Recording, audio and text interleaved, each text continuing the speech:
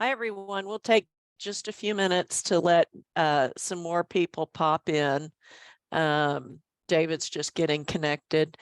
We're going to have something a little different for you to start with, and I'm going to be dropping a link into the chat to a short survey that we would like everyone to complete. And I'll drop it into the chat a few times.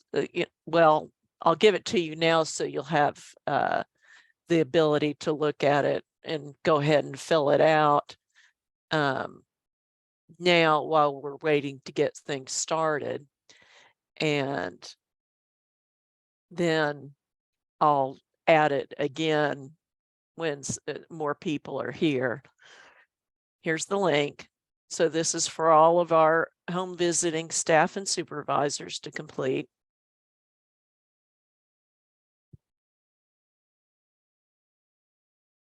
And so I'll drop it in the chat again. That does when more people are here, but that doesn't mean fill it out again.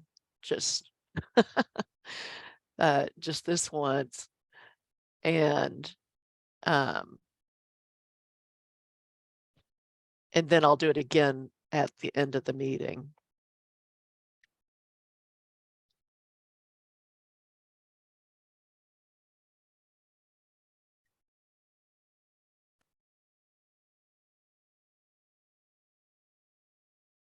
And just a reminder, if your name isn't showing up, if it says something like Fred's phone or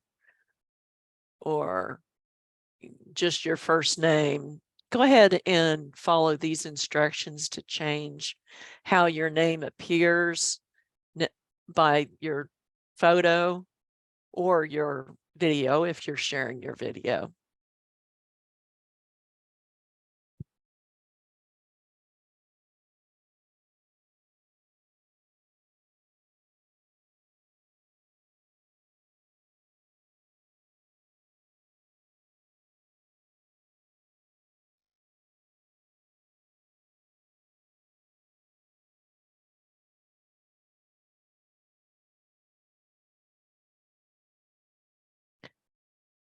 Okay, it's 3 minutes after. I'm not hearing ding dongs, and so why don't we go ahead and get started. Oh, thank you, Megan, for changing that to Megan for Lena. That's helpful to us because Lisa Tunley takes roll by looking at who's listed as a participant. So I've dropped this link into the chat for, and I'll drop it again in case anybody has joined the meeting again. If you'll just fill out this quick survey, we'd appreciate it. And I'll turn it over now to David.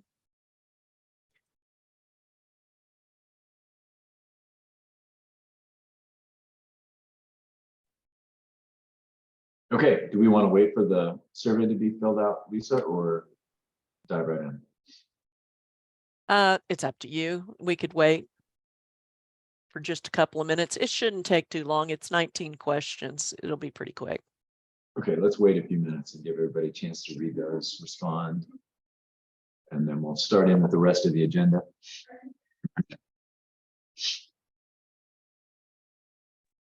Lisa, do you want to go back a slide just in case new folks join?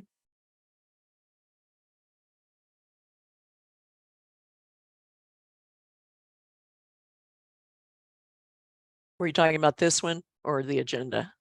This one, yeah, just so they see the survey link. Okay. Okay. And wonder why we're sitting here all silent. Precisely. It's the apocalypse, the zombie apocalypse. We've all been taken over.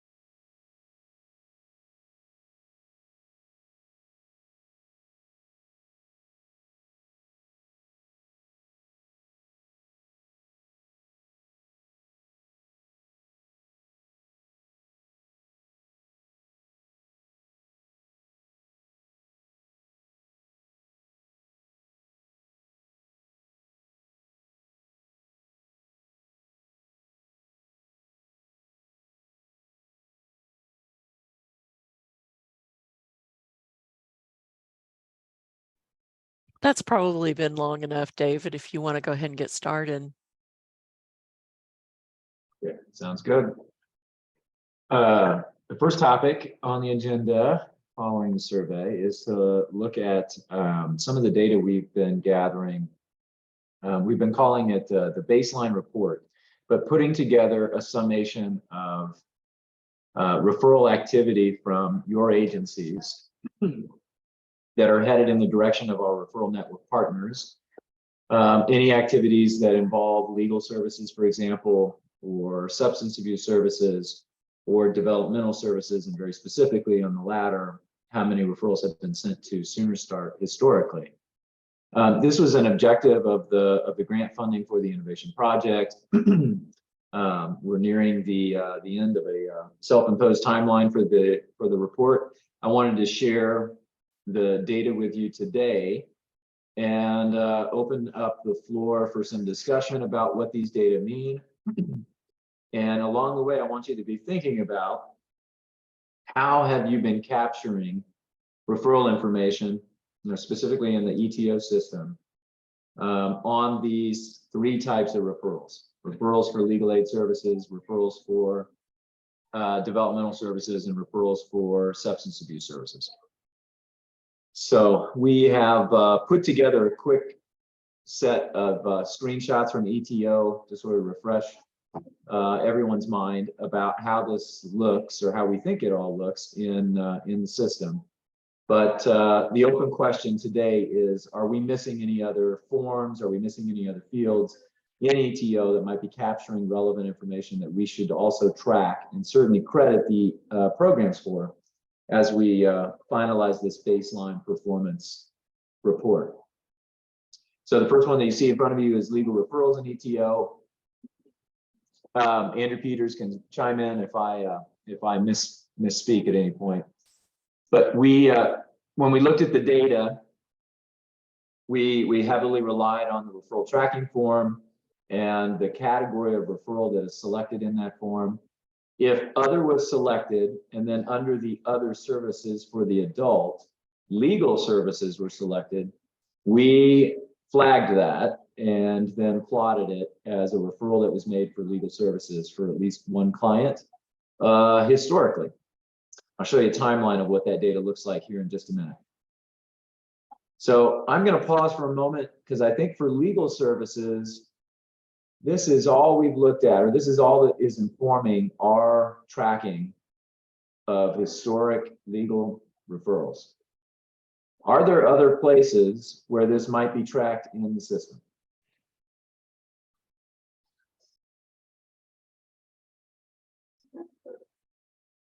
Okay, and Andrew is not correcting me, so I think that this is accurate. The data I'm going to show you in a moment, when we look at the legal referrals historically, this is the field that is being tracked.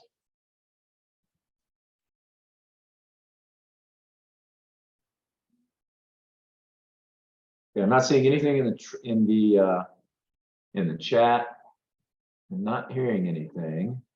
So maybe this is our one and only indicator historically of legal services there.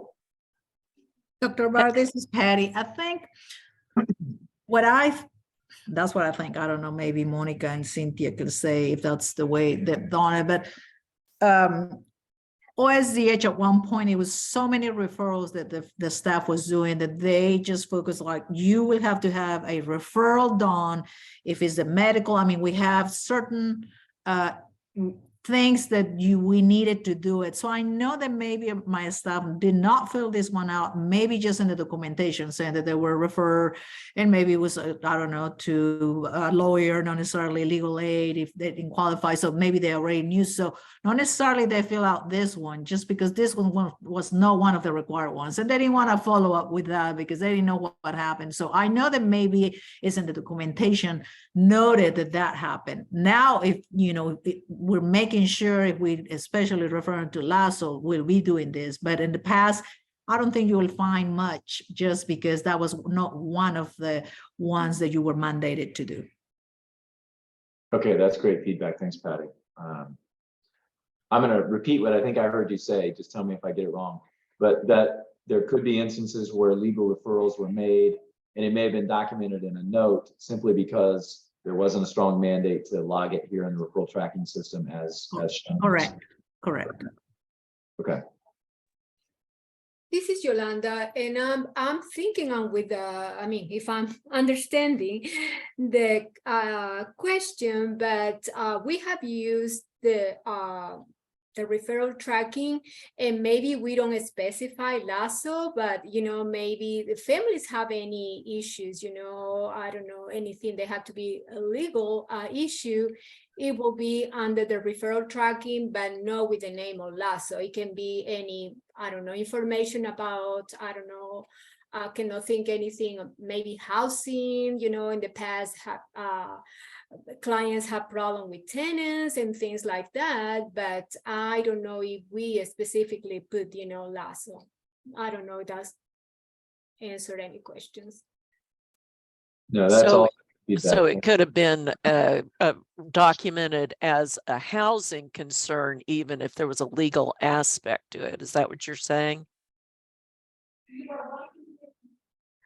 Not necessarily, but I mean, if you have a family, they having, problems, I don't know, I would say mold in the home, and they ask, for them to leave the house, or the tenant or the owner don't want to fix, the mold, or if they want to do anything action, legal action, it probably be under legal action or legal information, we give it a number. It doesn't mean that it's necessarily housing, it can be any legal issue, but I will not think that it's specified only with LASO, maybe they use somebody else. Thank you. If Can I add? oh yeah, no, please go. I was going to add to what Patty said. I know for our program, when we referred to legal aid, it was mainly all those families that were in domestic violence, because those are the ones that could be seen by legal aid, since most of them didn't have documents. And so what we did, we referred them to a DV place like Palomar or our DV place here at the agency, because they were the ones that had the connection with the legal aid at one point. Because we had a legal aid attorney here, but he worked directly with our DV program. So we would always refer to the DV program for legal services, because they would have to be a client of our DV program. And so that's where you're not going to see a lot of the referrals also for legal aid, if that makes sense. It makes a lot of sense. Yeah, thank you. Okay, So, David, do we need to add LASO maybe as a service provider, because it's a box that have service provider, and we can add there, so maybe we just need to add LASO as a one service provider and pick that one on when choosing the services. I believe that plan is in the works.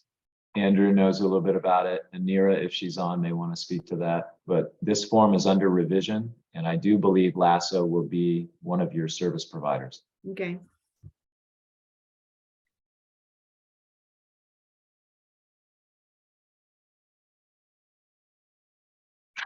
If you were to select, I notice immigration is on the list here. If you were to select immigration, are those most of the time legal issues?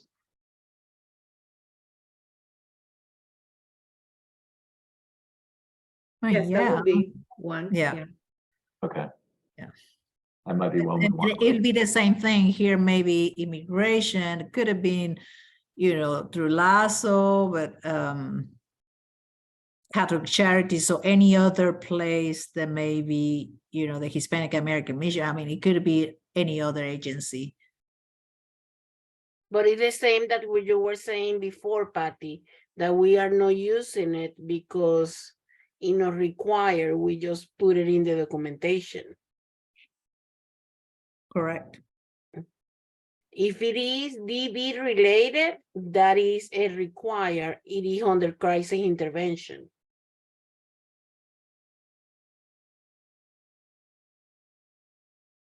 Okay. This is great feedback. We'll brainstorm after today's session how we might incorporate those responses in the baseline activity. And then, as I said, plans are in the works to revise the referral tracking form so that you can be even more specific than what the system would allow historically.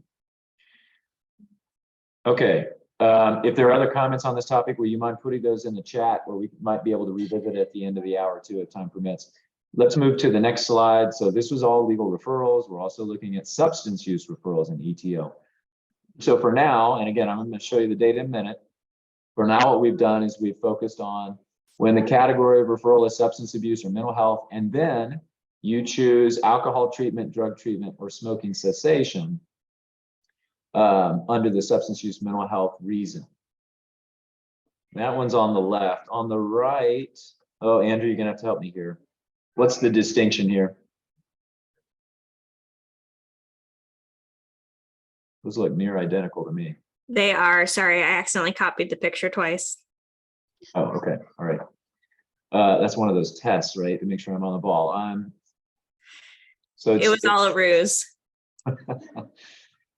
So it's this same field we saw earlier, but rather than when they select other from the category of referral, it's when they choose substance abuse, mental health, and then they choose alcohol treatment, drug treatment, smoking cessation.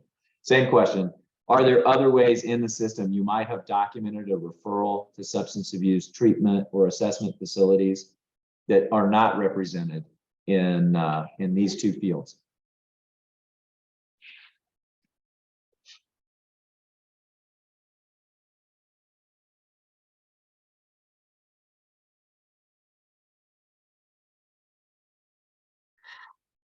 I have, and I don't know if this is going to make any sense, but we have to do a mandatory referral for smoking, even if the family doesn't smoke.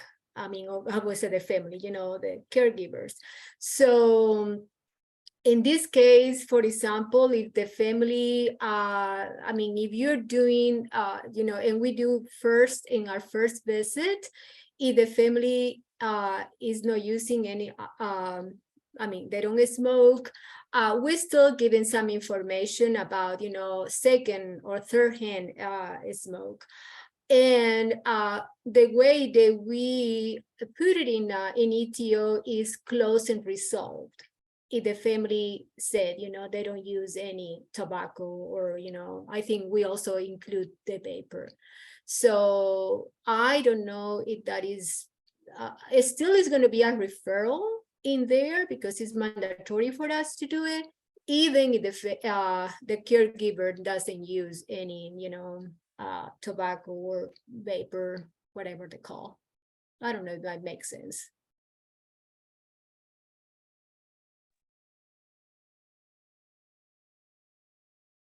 I'm not sure I did fully follow that, Yolanda. So you're saying that you always make a referral for smoking, even if the primary client, even if the primary caregiver is not the smoker? Is that what you're saying? Yes.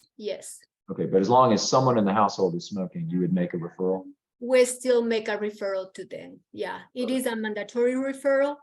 And of course, if you are in the first visit and you give it that information and the PCG say, well, we don't smoke, you still have to say, well, how, second hand smoke can affect your baby. And we also do, give it some information about quit smoking. And that is a mandatory referral that we have to do, even if there is anybody that is smoking at home. Would you do the same for alcohol and drugs if you suspected another adult in the household had a need? We do not. Okay. For now. Okay. It's the same with us, Dr. Barr. I guess everyone that has this grant had to do those initial referrals. So I'm sorry, it's the same thing that Yolanda is saying. We all do, and it usually happens on the first or maybe even second visit that you talk about that, those programs, and then even though they might not have anyone that smokes or directly in the home, you still give that information. You make sure that you have given them the quit number and all these things and the education, and that's when you put it as a referral, but it was resolved because you gave them the information.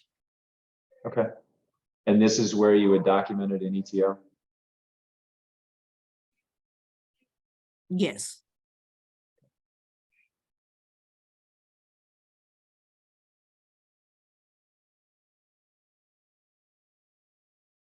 Any other comments about substance use referrals and how they're documented in ETO?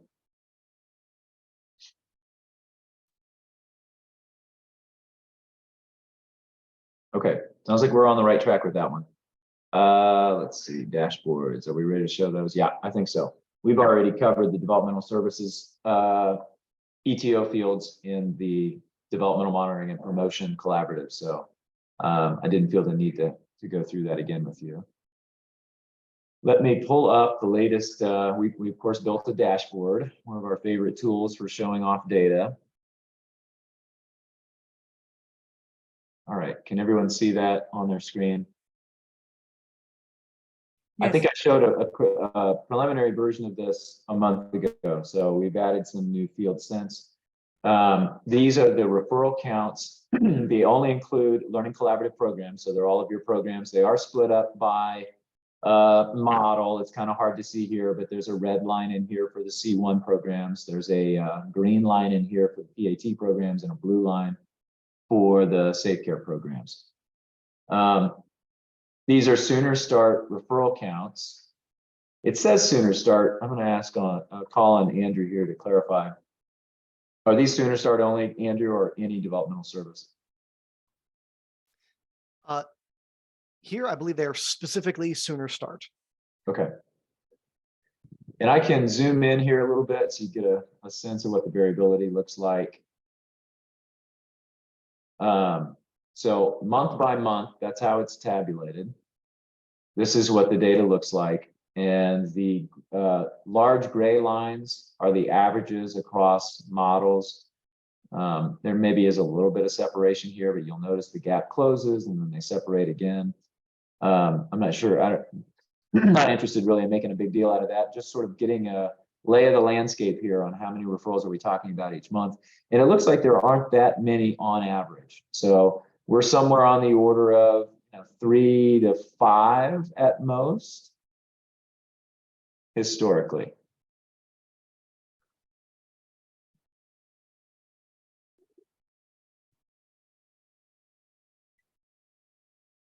I've switched screens on you here. Now you're looking at the legal services, the referrals for legal services using the field that we had on the screen earlier. So we may expand this now that we know that sometimes a DV referral or a housing referral or an immigration referral are for legal issues. So these numbers are likely to grow. For the time being, this is where we're at. If I zoom in on this one, you can see we're talking about, really 2 to maybe 3 a month at tops.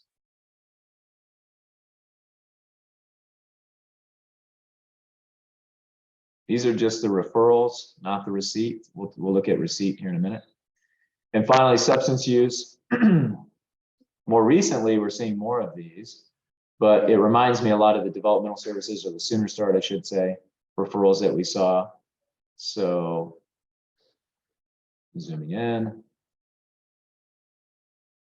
Back in 2016, these were pretty infrequent. We've seen some growth after 2018, but we're still seeing, 3 to maybe tops 5 referrals a month.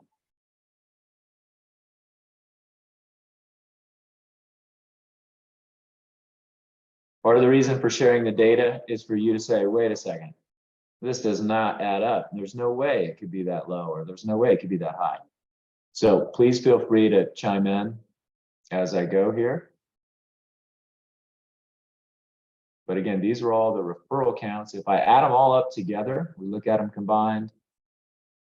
Now we're averaging, again, sort of 3 to 5 or 6 a month when you combine Sooner Start, legal, and substance use together. Dr. Barr, it's the same with Sooner Start and Child Guidance. We have to refer them in the first home visit. So for PAT, all the program has to do in the first home visit. For PAT, Monica, you're saying that you would more likely refer them to child guidance before And you would. Sooner Start in the first home visit. We have to give 6 different referrals in the first home visit. That is tobacco cessation, immunizations, poison control, child guidance, Sooner Start, and Safe Line card. Okay, so it happens early on. Only if a need is. Basically, Dr. Barr, what we do is just give them the information if they need this, and this agency does this type of services. So it's giving information about the agency.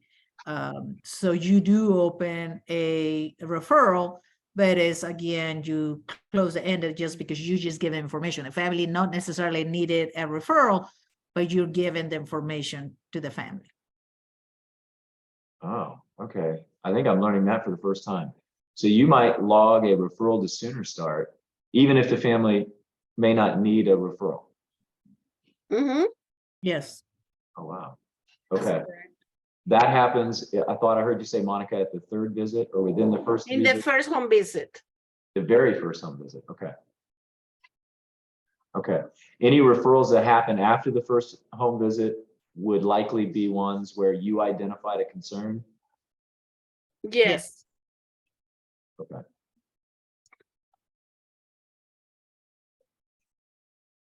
Would it make sense for us to exclude those referrals that happen at the first home visit, at least from your program?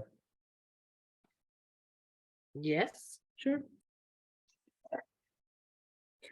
I think in the first visit, I mean, because you just met the family, and again, you know, we are mandatory to give those referrals. But I mean, I would think that we have more information when we start doing a screening. So, but you know, as our contract is to provide those information, even it is, you know, very brief information or, you know, a statement say, hey, if your child, you know, I mean, there is child guidance just in case your child is have any, you know, delays or potential delays, or, you know, that what we're talking about, tobacco, or I think is wellness, the child and PCG wellness. We also do like any, if the family has, I mean, doctors assign it or any kind of have to do with health, that also is. And again, you just give it a very brief message, or, you know, open doors in the future if the family need further services. Okay, this is really good for me to know this, for us to know this. So it's going to lower the number of referrals we see monthly if we take those out, but I think that's probably what we'll do.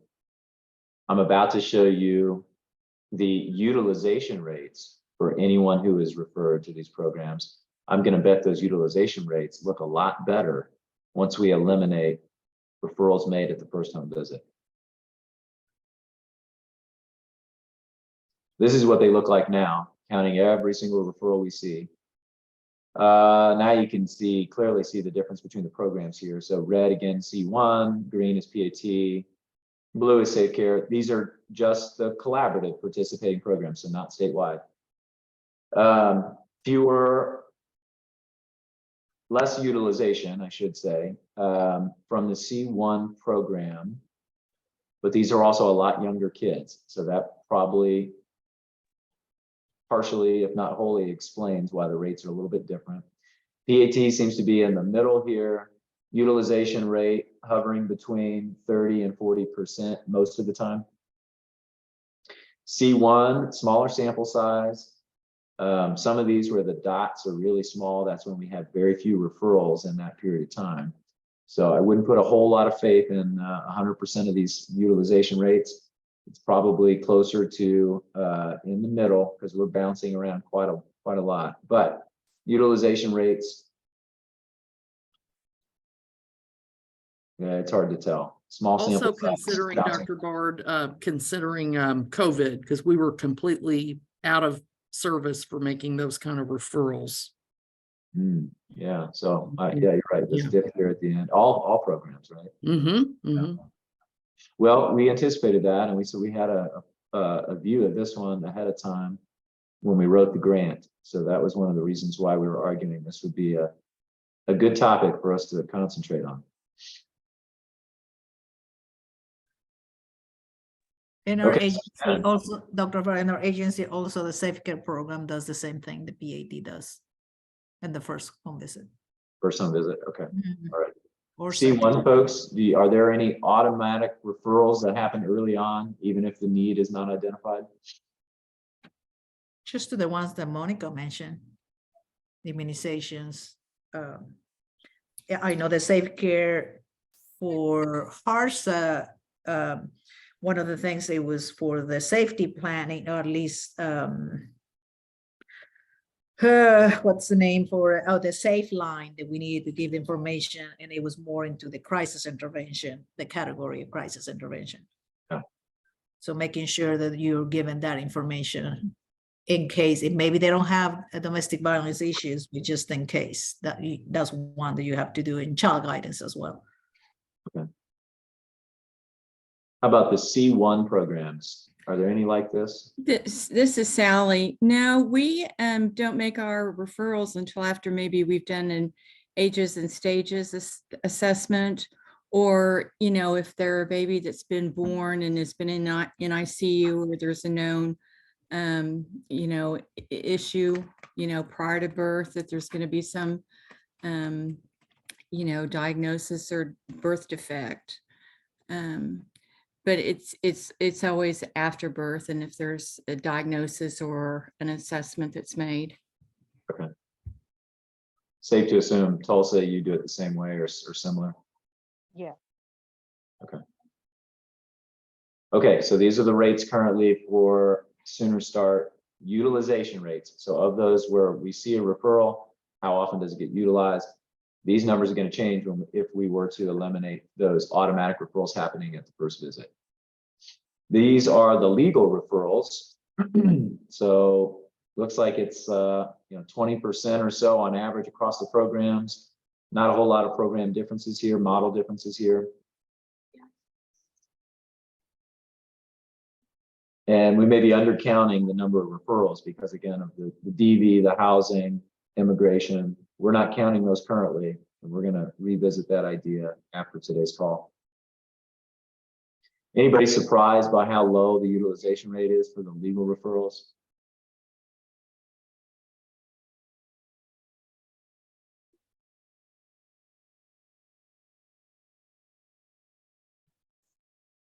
I don't know if those are just harder connections to make, or if maybe it's not if the utilization is not something that gets tracked as closely as, say, a Sooner Start utilization.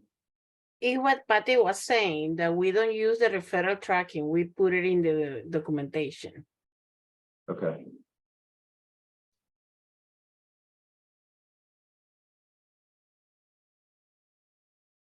Okay, one more for you. Substance use referrals. A little bit higher here. About a quarter for our C1 clients. You know, it's a different population, so that's kind of intriguing, though, that their rate is a little bit lower. PAT, Safe Care seem to be tracking similarly for most of these years, right around 50%. We've got our PCAT expert on today. I'm not too shocked by this. Kind of interested to hear Katie's take of those referred, how many follow through and utilize those services. It doesn't honestly surprise me. It's very difficult to get people experiencing substance use engaged in services. But I think part of that,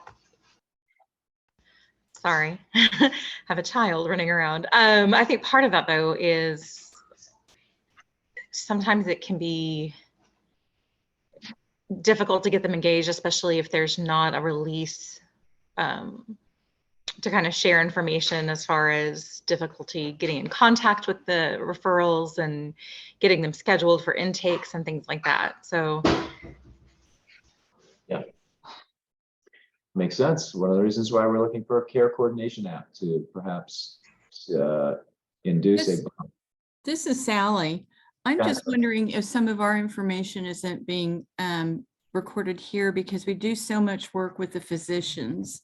I'm wondering if some of our referrals are being made through the physician for this and mental health.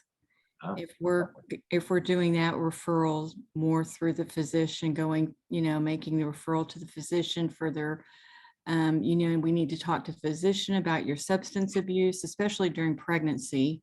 And, same with mental health and that's maybe where it's being captured. it's possible, but I do know that depending on the provider, they also have a hard time connecting people to substance use treatment because they don't necessarily know what resources and providers are out there.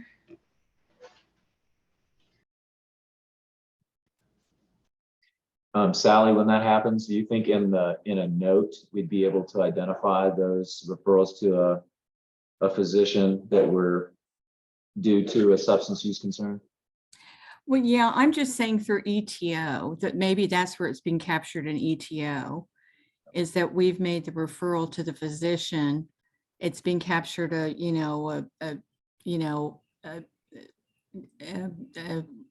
referral to the physician concerning like depression for medication and stuff, that maybe she already has counseling in place or something like that. We haven't had to do that kind of referral, but we've done it to a physician, or that, she's using these substances and we're talking to the physician about it and she's not really wanting to go through with any kind of program.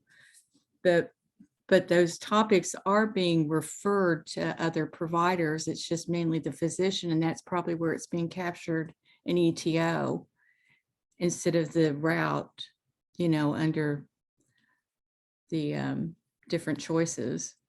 Yeah, under the substance use, mental health, and then alcohol, drug treatment, or smoking cessation. Okay, I made a note on that, so we'll look into that. Thank you. Okay, I'm not real keen on trying to lump all these together, but if you do, this is the utilization rate. So if you look at the either or scenario, we're around 25% up to at most 50%. Okay, I know Lisa Deshay is probably squirming in her chair right now. I've taken up way more time than anticipated, but this is this is valuable feedback that we're getting, and if we need to, we could push the PDSA brief presentations to the next month. But I do want you to have plenty of time to talk about your dashboard on the parenting app. I want to. Well, actually, we're going to save time on that one because it's not ready for prime time yet. Okay. But I did want to show some of the data that we've been looking at with regard to our grants objective 4. So objective 4 is about the ability of our most vulnerable families to sustain engagement with home visiting. And we've struggled here a little bit, and I'm curious to hear your take on how we define most vulnerable families, but we've struggled with that definition. We've been looking to social determinants of health to kind of guide us, the literature around that and the past reporting around that. You'll see on this particular slide 4 different categories of social determinants of health, essentially, that we've highlighted. And we've identified fields in ETO so that we can flag families who have these needs. And then we've looked at what retention for those families has been historically. So I'll start with the first one here, financial assistance.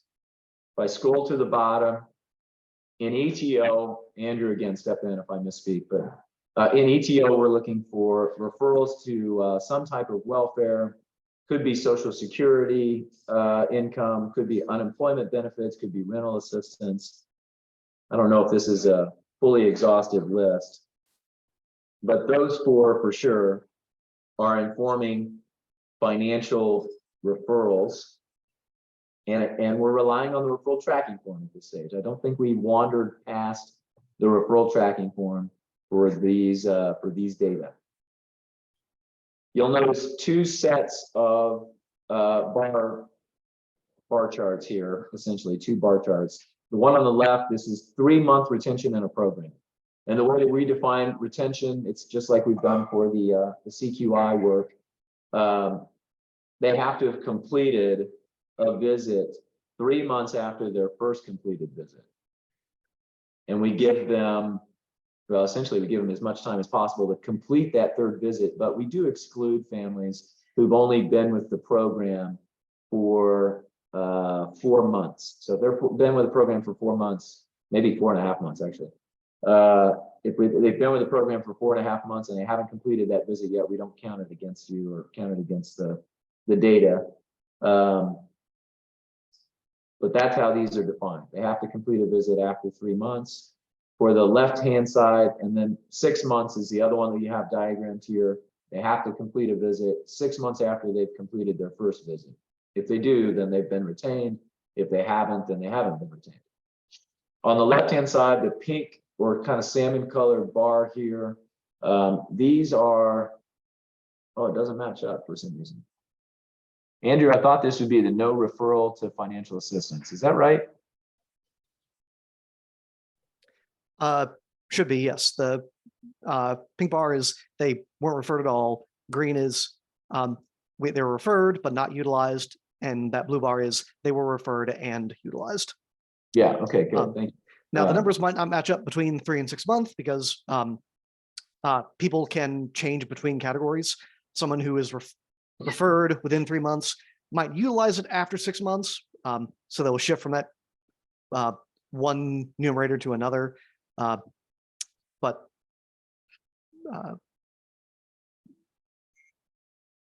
these bar labels should make sense. Okay, good. Thanks for that reminder. The darkness of the color threw me for a loop there, but this is the salmon color that you see, and then the green and the blue line up. So I actually think that this is a little surprising. We had not looked at this data before we wrote the grant. And in my mind, I kind of predicted or expected the opposite. I had thought those that were being referred to financial services, particularly those that didn't utilize them, would have lower retention rates than families that had no referral to these particular areas. But we're not seeing that. So I think it's good news historically for your programs that the families that you refer for financial assistance are the ones that are more likely to stay with the program for 3 months and more likely to stay with the program for 6 months. Not a huge difference between whether they utilize those services or not, at least not at 3 months. I guess we are starting to lose some here at 6 months. And oddly enough, it's the ones that utilize the service that have a lower retention rate.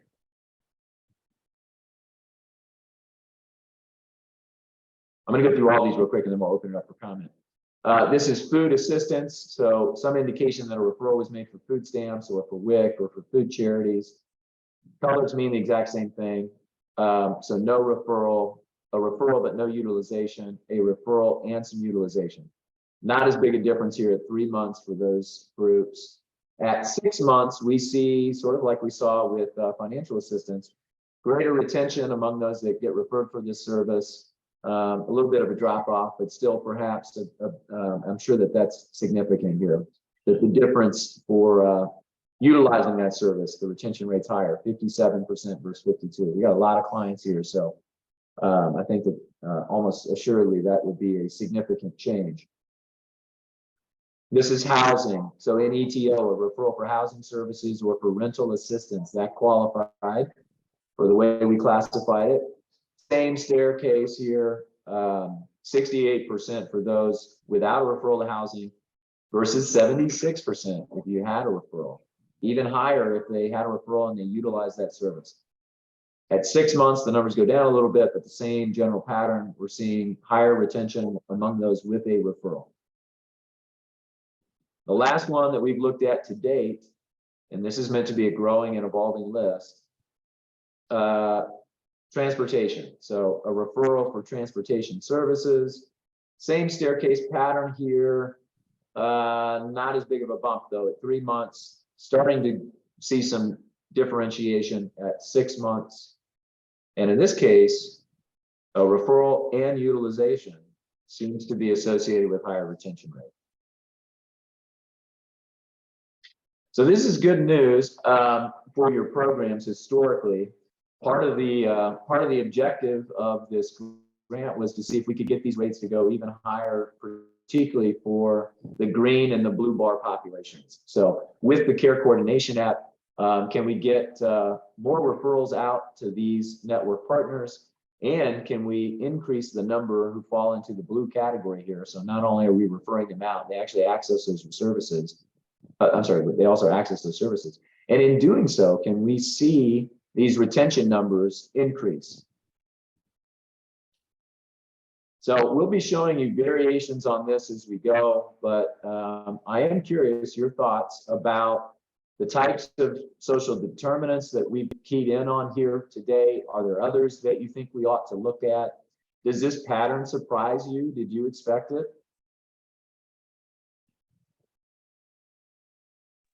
I think with this is Kathy in Tulsa. I'm wondering if with the housing, what was it? The housing and financial, those are a little more, they're not as soft targets as food and transportation. So food, there's a lot of food banks. So that need, gets met. Transportation, I'm curious about the mode that's measured. So in Tulsa, if you say transportation, you refer them to get bus passes versus maybe Modus, what does the difference look like? Because there's a lot more effort on the part of the client to get a bus situation taken care of because it's not on a grid system in Tulsa. So they have to take multiple steps to get to one location, possibly. Those are just my comments, but that's why I thought the food and the transportation looked a little different than the financial and the housing. Yeah, that's helpful. Thanks, Kathy. And you can see the sample sizes here. So, if these patterns hold up, one of the things we might hope to accomplish with the current grant is if we can make more of these referrals, we identify greater need, we make more referrals. Let's hope there's also increased utilization, that this pattern holds up. And in essence, it increases the retention rate for your programs, because we're going to see the pink bar. A lot of these folks are going to start getting referred, or not a lot, but there'll be some that get referred that didn't get referred historically, maybe even some that get referred and now utilize that service that wouldn't have historically. And we'll start to see, on the whole, greater retention rates. Kathy's point brought to mind, Andrew. I know it's tough with these smaller samples for some of these categories, but we might consider splitting up by county at least, maybe even, if possible,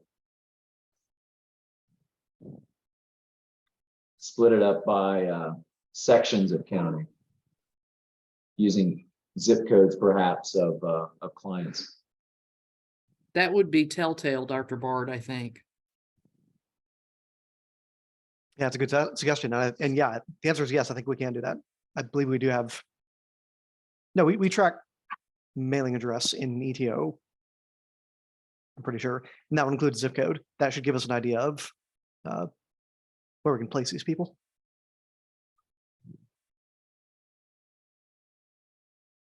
Yeah. Other reactions to the objective 4 data here?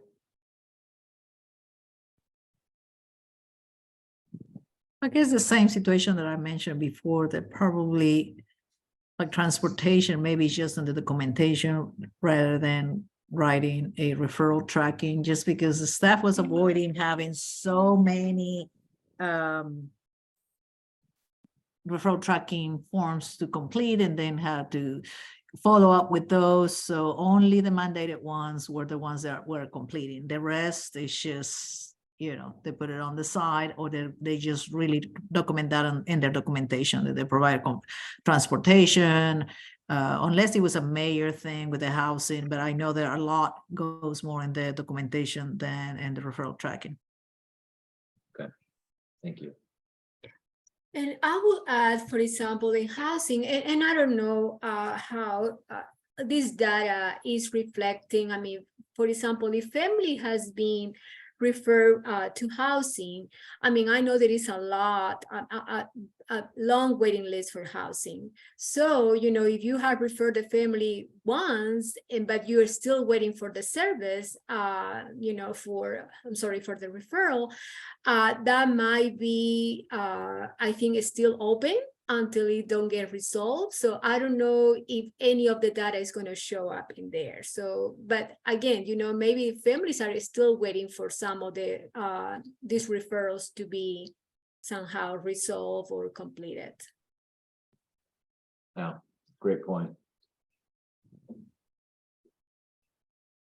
Do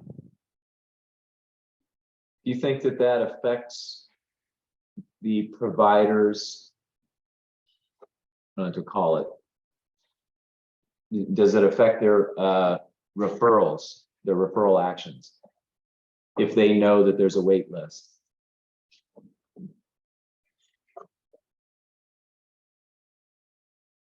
So they recognize the need, but they're not sure it's worth making the referral because they know there's a giant wait list on the back end of that. I would say it can happen, but I know that some of the parent educators still, put it as a referral, because I mean, it is part of, if you spend, 10, 15 minutes of the visit, try to find, any section A or any, different places the family can go. I mean, I'm talking about Oklahoma Housing Authority, but also, I mean, I have maybe a couple of families that were having issues and they were trying to find an apartment in an apartment complex.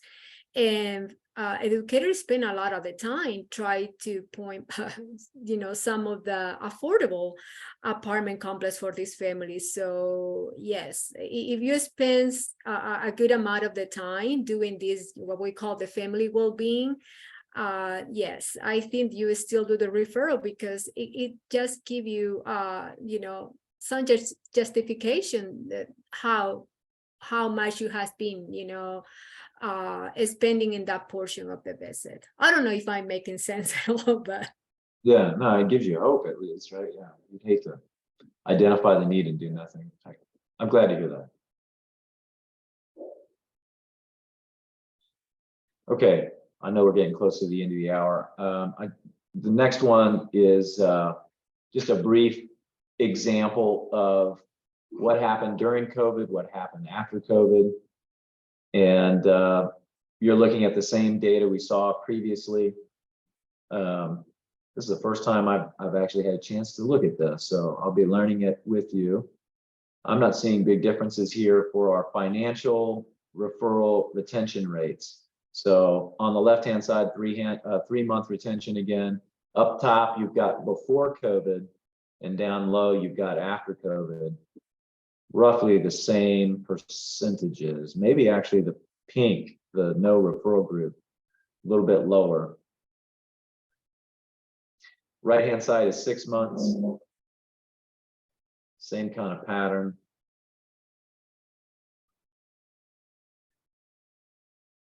Here's food assistance. Not much difference at 3 months, before or after. A little bit of separation after, I'm sorry, a little bit of separation both before and after COVID. So very similar patterns so far.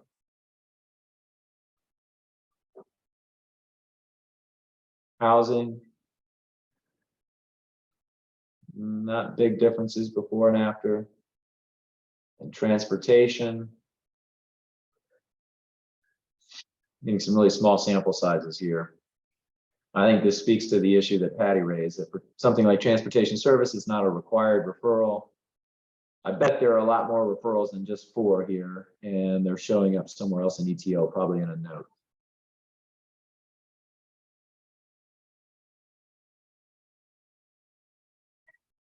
Okay, Andrew, anything I missed here that you want to highlight?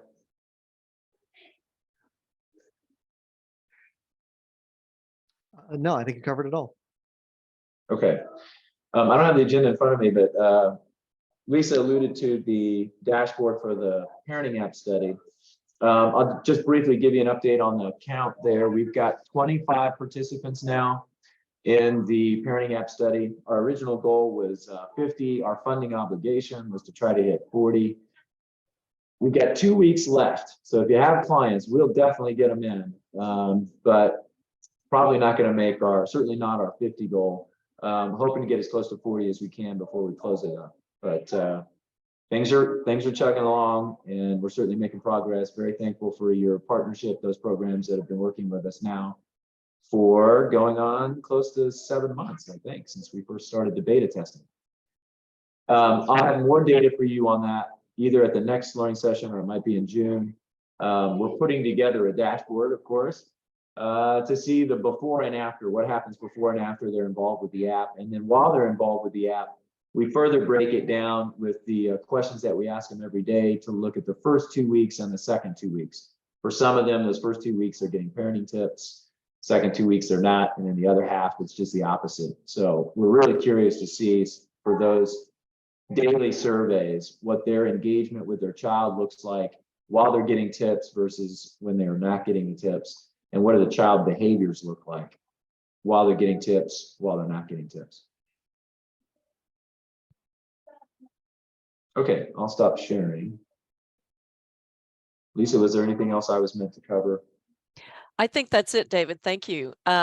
If you have not completed the survey that I put into the chat at the beginning of this meeting, please look at the chat now and follow that link and complete the survey.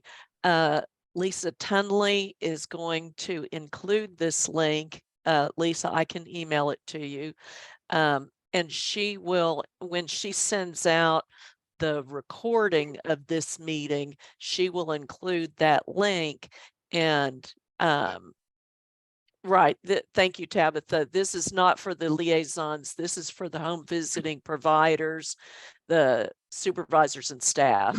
And so supervisors and staff, if you have other people who are not at this meeting, we'd like to get them to complete it too. And so Lisa will send it and just remind everyone, if you did not attend the April monthly meeting, please complete this survey. And so then we can get complete data as complete as possible.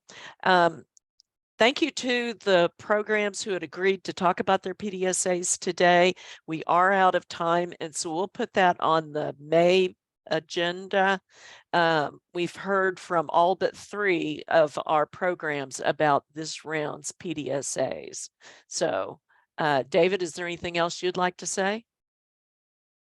No, my apologies to those 2 programs, but look forward to hearing from you next month. 3 programs. 3 programs, sorry, 3 programs. Yeah. Okay. Thank you, everybody. Y'all have a good day and good weekend. You too.